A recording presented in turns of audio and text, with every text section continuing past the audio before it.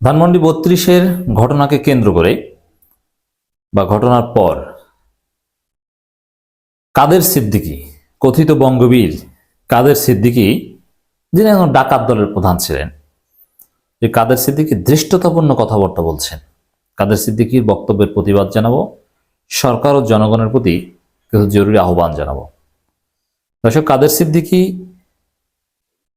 এই জুলাই আগস্টের বিপ্লবীদেরকে কটাক্ষ করেছেন, বিপ্লবীদেরকে কার্যত সন্ত্রাসী বলেছেন এবং ফেসিবাদের পক্ষে দাঁড়িয়েছেন, জনমতের বিরুদ্ধে দাঁড়িয়েছেন, দেশে অস্থিতিশীলতার চেষ্টা করছেন এবং ভারতের বয়ান এস্টাবলিশ করার চেষ্টা করছেন, সুনির্দিষ্টভাবে আওয়ামী লীগের দালালি করছেন। অতএব সরকারের প্রতি দাবি হচ্ছে, ধানমন্ডি ৩২কে কেন্দ্র করে যখন জাতীয় ঐক্যবদ্ধ, দল মত ধর্ম বর্ণ নির্বিশেষে যখন সবাই ফেসিবাদের বিরুদ্ধে ঐক্যবদ্ধ, তখন এই কাদের সিদ্দিকীরা দেশবিরোধী ষড়যন্ত্র করছে। মেহের আফরোজ শাওনরা দেশবিরোধী ষড়যন্ত্র করছে। শাওনকে যেহেতু গ্রেপ্তার করা হয়েছে, আমরা সরকারের প্রতি আহ্বান জানাবো, কাদের সিদ্দিকীকেও গ্রেপ্তার করা হোক। কাদের সিদ্দিকী উস্কানি দিয়ে বিভিন্নভাবে বিশৃঙ্খলা সৃষ্টির চেষ্টা করছে। যেমন কাদের সিদ্দিকী এই বিপ্লবীদের যে ভাষা সম্বোধন করেছে, আমি আসছি সেদিকে, এতে উত্তেজিত হওয়ার পর আরো কোনো অঘটন ঘটতে পারে। জনগণ এখন উত্তেজিত হয়ে যদি কাদের সিদ্দিকীর বাড়িতে হামলা করে বুলডোজার নিয়ে, আর বাড়ির মধ্যে যদি কেউ থাকে, তখন যদি কোনো হতাহতের ঘটনা ঘটে, তখন এটা খুবই খারাপ। বুলডোজার কর্মসূচি ছিল শান্তিপূর্ণ কর্মসূচি, এখানে কোনো অঘটন ঘটেনি, কোনো মারামারি নিহত আহতের ঘটনা ঘটেনি। কিন্তু কোনো বাড়িতে মানুষ আছে, এমন বাড়িতে যদি বুলডোজার নিয়ে যায়, তাহলে তো অঘটন ঘটতে পারে। অতএব কাদের সিদ্দিকীর বক্তব্য উস্কানিমূলক, অঘটনের ইঙ্গিত। জনগণকে বলবো, আপনারা ধৈর্য ধরুন, কাদের সিদ্দিকীর বাড়ির দিকে কেউ বুলডোজার নিয়ে যাবেন না। তবে কাদের সিদ্দিকীর বাড়ির দিকে বুলডোজার নিয়ে জনগণ না যাক, এটা যদি সরকার চায়, তাহলে আপনারা কাদের সিদ্দিকীকে গ্রেপ্তার করুন, তাহলে জনগণ শান্ত হবে। নইলে এরকম অনেক অঘটন ঘটতে পারে, সামনে ইন্তেকালের মতো ঘটনা ঘটতে পারে। কারণ জনগণের ক্ষোভ তো থামছে না, আপনি কিভাবে থামাবেন? শাওনকে গ্রেপ্তারের মধ্য দিয়ে কিছুটা থেমেছে, আমি বিশ্বাস করি। কাদের সিদ্দিকীকে গ্রেপ্তার করলে জনগণের ক্ষোভ থামবে, বুলডোজার ঘরে ফিরে যাবে। নইলে বুলডোজার আরো বের হতে পারে। যারা ধানমন্ডি ৩২ পুড়িয়েছে তাদের বিচার করতে হবে। কাদের সিদ্দিকী কত বড় সাহস, বিপ্লবীদের বিচার চায়। ২৪-এর রাজাকার, ২৪-এর স্বাধীনতা বিরোধী এই ডাকাত দলের প্রধান কাদের সিদ্দিকী। কাদের সিদ্দিকী সুনির্দিষ্ট অপরাধী ৭১ সাল থেকে। কারণ ১৬ ডিসেম্বরের পর তিনি আত্মসমর্পণ করেননি, অস্ত্র জমা দেননি। তার বাহিনীর লোকজনের কাছে অস্ত্র ছিল এবং তারা দীর্ঘদিন ডাকাতি করেছেন সে অস্ত্র দিয়ে, এবং মানবতা বিরোধী অপরাধে অভিযুক্ত, তার বিরুদ্ধে অভিযোগ রয়েছে।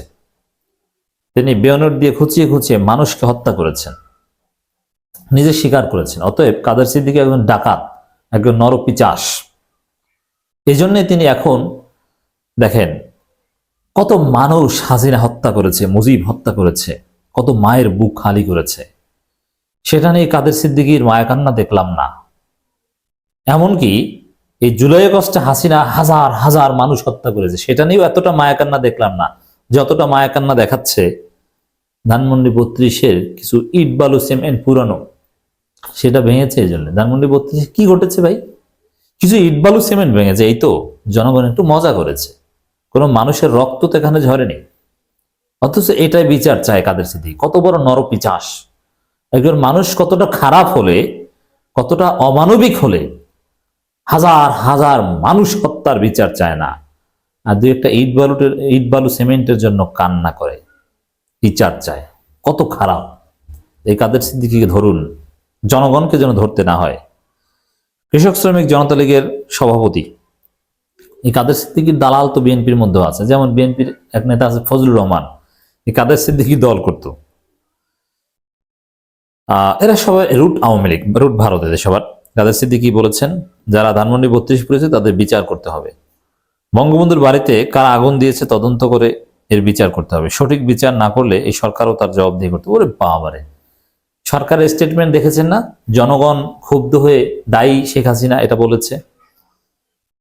কারা এই ঘটনা ঘটিয়েছে এটা তদন্ত করতে হবে কেন? এটা তো ওপেন ক্যামেরার সামনে করেছে, তারা নিজেরা ফেসবুক লাইভ করেছে। এটা তো গোপনে মাস্ক পরে কেউ করেনি। আপনি তদন্তের কথা বলছেন কেন? আপনারা জানেন না কারা করেছে? আমরা সমর্থন করি, ডক্টর ইউনূস সমর্থন করে, উপদেষ্টা আসিফ সমর্থন করে, হাসনাত আব্দুল্লাহ সমর্থন করে। এখন কি বলবেন? বলেন, আপনি একটা মামলা করেন সাহস থাকলে। মানে এখানে তদন্তের প্রশ্ন আসছে কেন? এটা তো ওপেন ক্যামেরার সামনে করা হয়েছে। প্রেস ব্রিফিং করে সব কথা বলে, এবং এই ব্রিফিং বিভিন্ন গণমাধ্যমে ছাপানো হয়।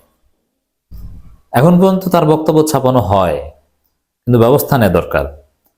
কাদের সিদ্দিকী বলেন বঙ্গবন্ধু এই দেশের সম্পদ। না, তিনি এই দেশের সম্পদ নয়। এই শেখ মুজিবের জন্ম না হলে বাংলাদেশ আরো 30 বছর আগে সিঙ্গাপুর হয়ে যেত।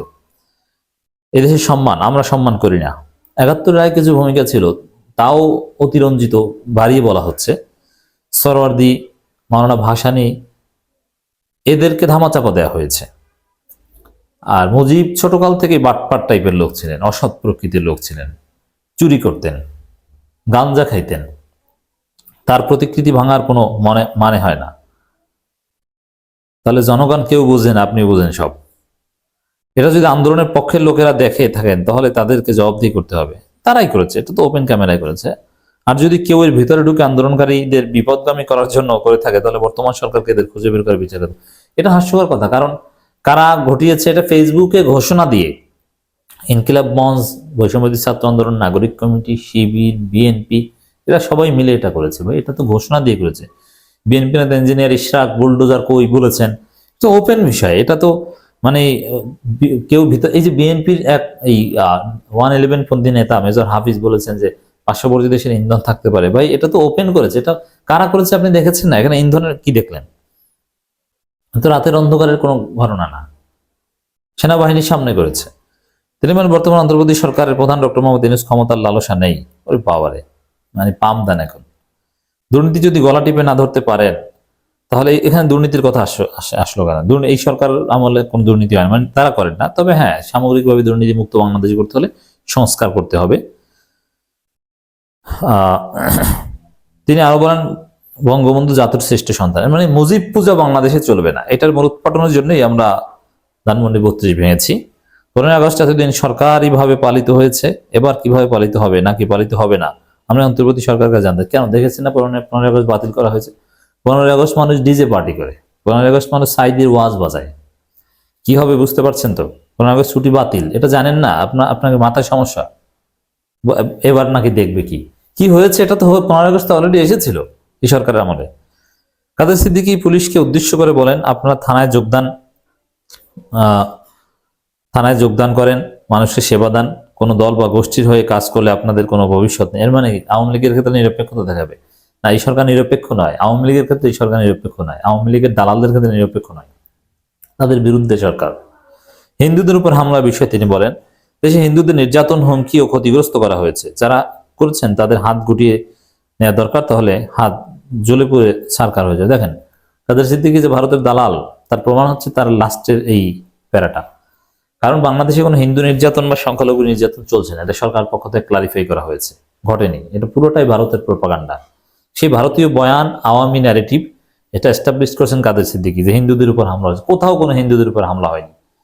এখন হিন্দু দুইজন যদি দোকানে বাকি খেয়ে টাকা দেয় না, এক হিন্দু দোকানদার থেকে বাকি খেয়েছে আর এক হিন্দু, এই জন্য যদি দুইজনে ধাক্কাধাক্কি বাজায়, এটাকেও রাজনৈতিক সাম্প্রদায়িক সহিংসতা বলবেন না? এটা তো হতে পারে না।